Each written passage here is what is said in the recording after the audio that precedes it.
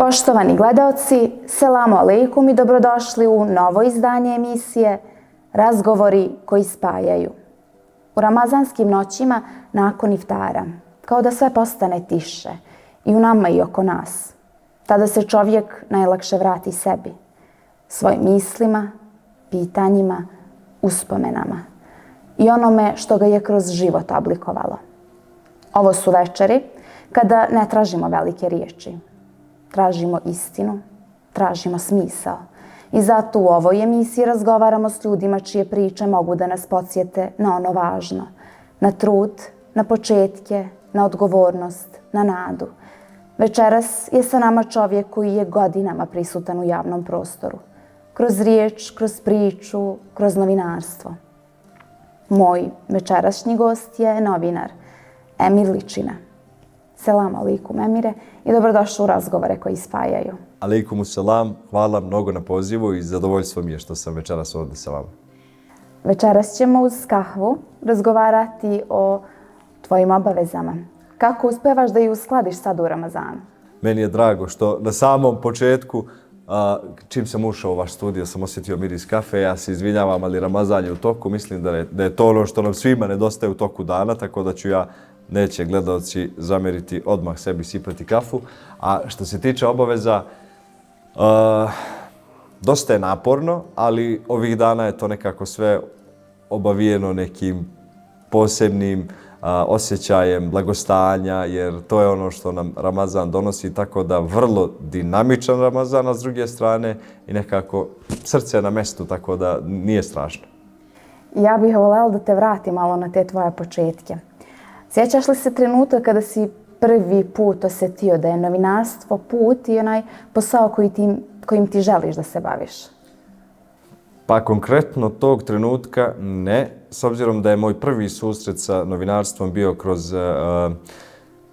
imali smo tada, koliko to već sad, 10 godina skoro od toga, imali smo grupu koja se zvala Mladi ambasadori i tada je televizija Jedinstvo tražila neke volontere, mlade ljude koji će da budu tu. Nas nekoliko se prijavilo i ja sam spontano otišao tamo jednom, drugi put, treći put i nisam ni primetio, već je to postala moja praksa, već je to postala moja rutina. Svaki novi dan je za mene bio novi izazov. Šta ću danas da snimam, kakvu ću danas temu da predložim. Tako da vrlo spontano se to desilo. Nema određenog trenutka, ali nekako kroz te svoje prve priče sam shvatio da ovo jeste posao kojim ja želim da se bavim.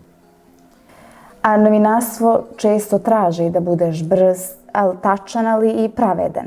Kako danas, nakon svih iskustava, gledaš na odgovornost novinara, posebno u vremenu kada se sve vijesti, bilo da su istinite ili neistinite, brzo šire?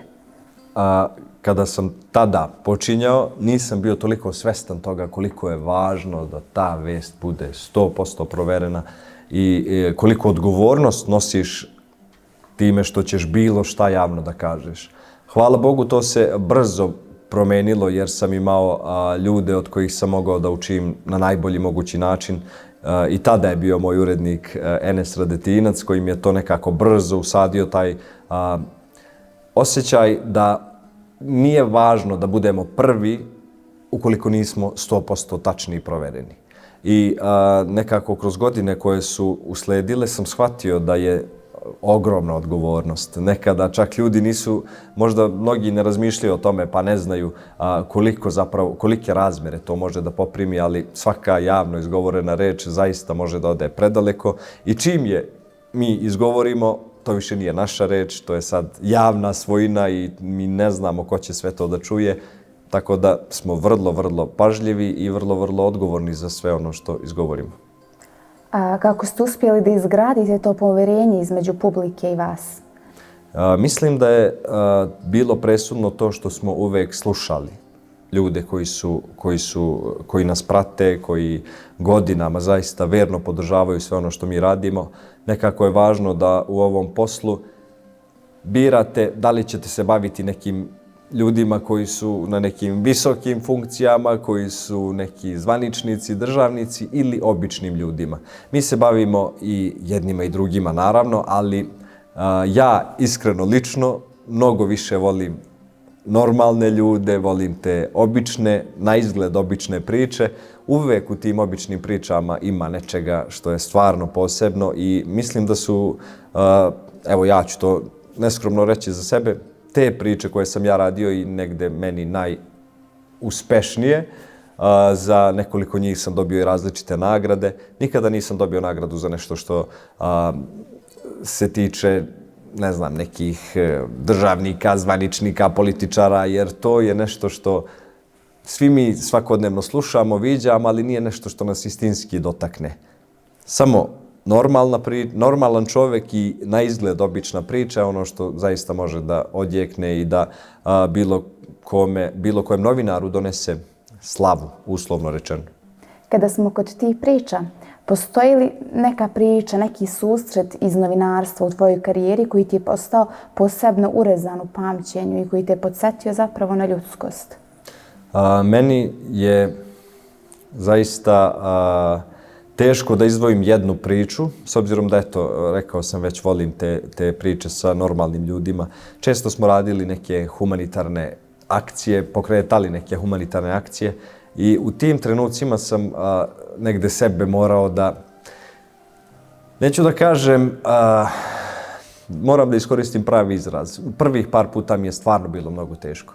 Jer vidite da je neka porodica u preteškom stanju, vidite da je neko dete mnogo bolesno, vi tu apsolutno ne možete ništa. To što ćete vi da se sažalite u tom trenutku, to što ćete vi da budete tu i kukate nad njihovom sudbinom, njima ne znači ništa. Njima znači da vi tu njihovu priču prenesete na najbolji način. Kako ćete se vi usećati u tom trenutku, to stvarno nije bitno. Nikoga to realno ne zanima. Važno je ono što će biti proizvod tog susreta. Meni je negde posebno, ono što me i dan danas posebno potresa, su te priče gde ima dece koja žive u izuzetno teškim uslovima, dece koja se suočavaju sa različitim bolestima, ali sam nekako naučio da se na terenu kontroliše, da se to ne primećuje tek tako. I meni, često mi neki ljudi koji nisu često sa mnom na takvim terenima kažu kako si ti postao hladan.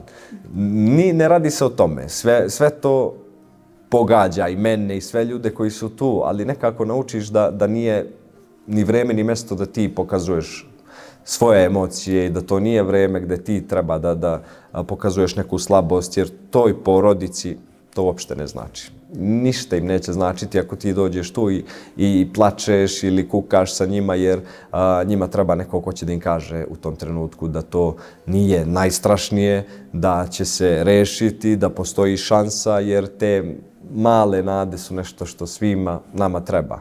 Ja se trudim da takve priče prenesemo na neki dostojanstven način, da ti ljudi ni u jednom trenutku ne budu na bilo koji način poniženi, da ne budu ljudi koji traže novac zbog toga što su siromašni, nesposobni da zarade ili šta god.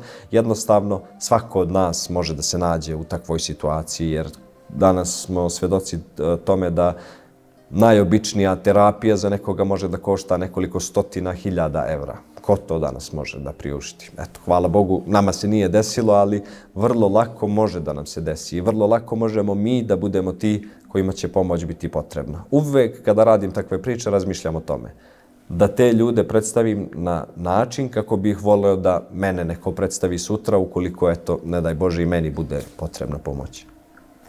Jako je lijepo što javna riječ može toliko nekome da pomogne i što javno izgovorena riječ može donese toliku promjenu u nečijem životu.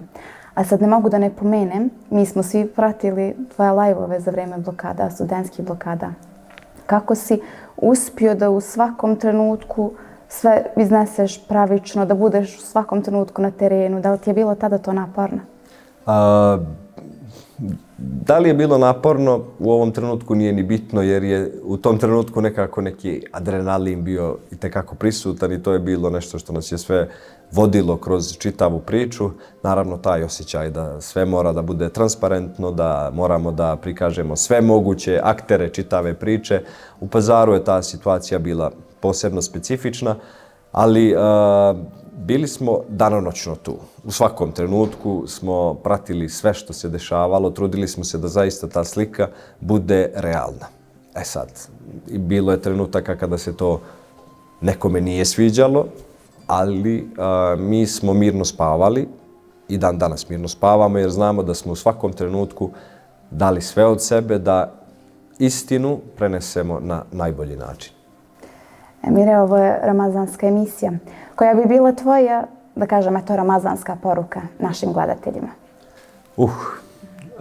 Ovaj Ramazan je nekako, čini mi se, stigao, reći ću za sebe lično, možda nisam bio najspremniji. Isto, falilo mi je još nekih mjesec dana pripreme do Ramazana, ali nas je sve zatekao stvarno u neverovatnom raspoloženju i u pravom trenutku. Ramazan uvijek dođe, bude to pravi trenutak, iako se nama čini da nam je možda falilo još par dana da se spremimo.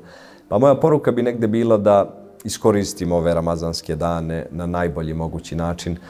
Ja uporedit ću to sa umrom, na primjer. Kad smo tamo, svi manje spavamo jer znamo da će nam svako dobro delo tamo biti mnogo više nagrađeno nego što bude, na primjer, u Pazaru. Ista je situacija i za vreme Ramazana. Jeste da svi malo duže ostanemo budni, pa posle malo duže ispavamo, ali mislim da treba iskoristiti ovih mjesec dana na najbolji način, da se trudimo da ibadet ne trpi, da neke humanitarne akcije kojih ovih dana zaista ima mnogo, budu mjesto gdje ćemo se i mi pridružiti. Sve humanitarne organizacije ovih dana rade punom parom, svima trebaju volonteri, tako da bi možda to bila poruka. Da ako do sada niste, sutra već pozovete neku od humanitarnih organizacija, nećemo ih sada imenovati jer ja mislim da apsolutno sve ovih dana rade punom parom i pridružite im se bar dan, dva, tri, jer kada jednom osjetite tu lepotu humanitarnog rada, a posebno u mjesecu Ramazanu gdje će to sve mnogo više biti nagrađeno, mislim da je to najlepši osjećaj koji možete da doživite ovih dana. Pored naravno ibadeta i svih ostalih prelijepih stvari.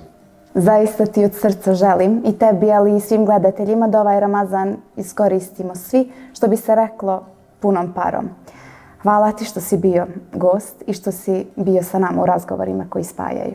Hvala vama na pozivu, bilo je zaista zadovoljstvo. Vama i vašoj ekipi također želim uspeh u daljem radu i hvala vam na ovim razgovorima koji spajaju. Treba nam što više spajanja u toku mjeseca Ramazana. Poštovani gledaoci, hvala i vama što ste večeras bili sa nama. Neka nam ove ramazanske noći budu prilika da se više slušamo, da manje sudimo i da se više povezujemo. Jer ponekad je upravo razgovor ono što nas vrati jedni drugima. Do narednog susreta, selamu alejkum i prijatno veče.